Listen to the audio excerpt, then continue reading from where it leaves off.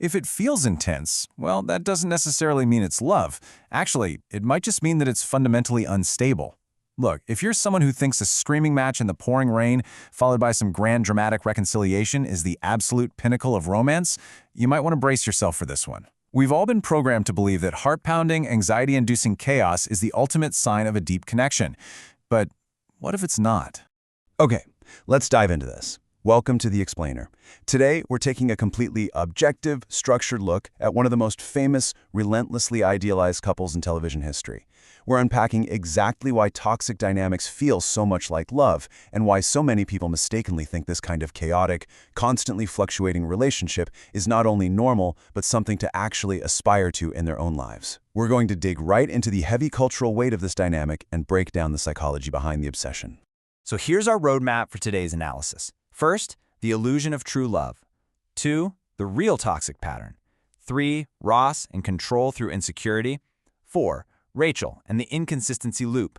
5, why intensity imitates love. And finally, number 6, the real-world lesson. All right, let's start with Section 1, the illusion of true love. It's practically impossible to talk about modern television romance without this specific dynamic coming up. I mean, for decades, audiences have been totally captivated by them. But there is a massive gap between the public perception of these two characters and the clinical reality. On one hand, this relationship is widely called iconic, right? It's labeled romantic, and people constantly say they were meant to be. People genuinely romanticize this. They literally buy the "We Were on a Break" t-shirts and think the constant back and forth is fun and passionate. But look closely at the reality here. This isn't a grand romance. It's mutual emotional sabotage. They are actually addicted to emotional swings.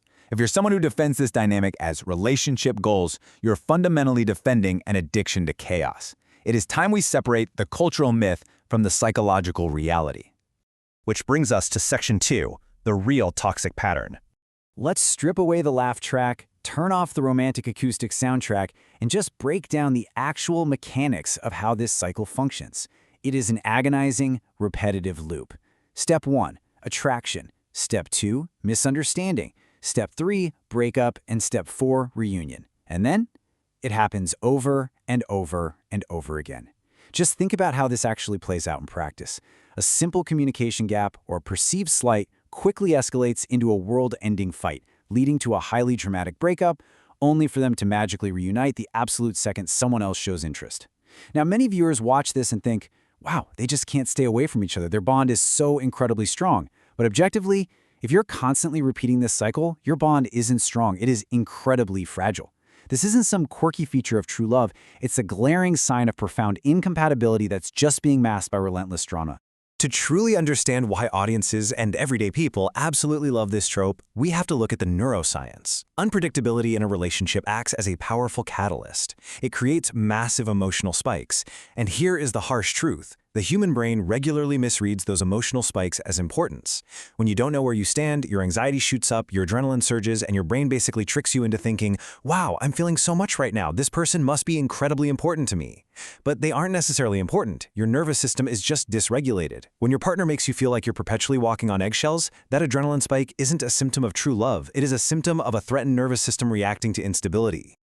Moving on to Section 3, Ross and control through insecurity. You know, it takes two people to maintain a cycle this exhausting, and examining the individual behaviors reveals exactly how the toxicity is sustained. Let's look at him.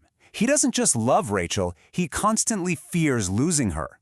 This deep-seated insecurity drives him to overreact, overthink, and try to completely control situations. Remember the specific things he did when she finally got a career she actually cared about? He tracked her at work, sent a literal barbershop quartet to her office, and set her desk on fire because he was insanely jealous of her coworker, Mark. He masked his profound possessiveness as care and romance. But creating massive tension and sabotaging your partner's career to manage your own anxiety is not an act of love. It is an act of control. We absolutely need to stop excusing possessive jealousy as romance. It's suffocation, plain and simple. Now let's look at the other side. Section 4, Rachel and the inconsistency loop. The other half of this equation is equally responsible for keeping the chaos in motion. Her behaviors are classic catalysts for instability. She doesn't fully choose him early on. Instead, she hesitates, she explores other options, and then she returns later. But she doesn't just return. She actively sabotages him the very moment he finds happiness elsewhere. Think about the specifics here. She ruins his relationship with Julie. She literally convinces Bonnie to shave her head to make her less attractive, and she flies all the way to London with the explicit intention of ruining his wedding to Emily. This delayed clarity and absolute inconsistency perfectly fuels the loop. It is a relentless dynamic of push and pull. If you only want someone when they're walking away and happy with someone else, you don't actually love them, you just hate losing. It's an inconsistency loop that ensures they never have to actually settle into a functional, secure partnership. So Section 5, why intensity imitates love. This brings us to the fascinating psychological phenomenon of why we buy into this as an audience. And honestly worse, why people replicate it in their real lives. Stability is calm. Instability is intense. And most people entirely confuse intensity with love. You have been conditioned by movies, music, and pop culture to think that calm is boring. People who idolize chaotic relationships often find stable, reliable partners completely uninteresting because, well, there's no fire to put out. Because they don't have the massive adrenaline spikes of a screaming breakup and a tearful reunion, they assume the love must be gone or that it wasn't even real in the first place. They mistake the crushing anxiety of instability for the passion of a deep connection. You are essentially confusing a burning building with a warm hearth. Think about the structural reality of television for a second. If these two characters were actually stable, clear, and aligned with each other, they would be way less exciting to watch for 10 years. But they would be much more real. A hit sitcom requires a decade of syndication, which means writers absolutely must drag out the tension to keep the ratings high. The fundamental truth you have to grasp here is that the show actively chooses drama, not health. Healthy, aligned communication simply does not make for an exciting cliffhanger season finale. The real danger comes when you start demanding your real-life relationship looks like a sitcom script optimized for network ratings. Listen to me. Your life is not a 90s sitcom. Stop treating your partner like a season finale plot twist. And finally, Section 6, the real-world lesson. It's time to pivot away from the screen and apply these mechanics directly to reality.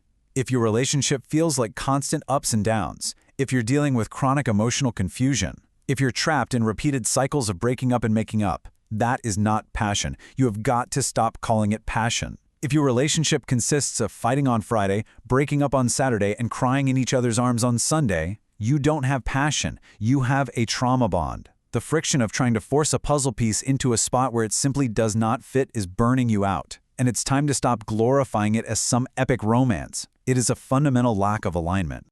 There's a great realization here. Real love doesn't keep breaking, and calling it a story. Calling your endlessly toxic cycle an epic love story is just a coping mechanism. It's a really convenient way to justify the exhaustion and the pain of a dynamic that is ultimately broken. We're going to end the explainer today with a major paradigm shift. Stop asking yourself, do I feel strongly? Because the truth is, anyone can trigger strong feelings of anxiety, panic, or heart-racing adrenaline in you by simply being unpredictable and threatening to leave. Instead, ask yourself the much harder, much more important question, do I feel stable? Because anyone can make your heart race, but it takes a real aligned partner to make your heart rest. Stability, not chaos, is the actual foundation of real love. Thanks for joining me on The Explainer today, and I'll see you next time.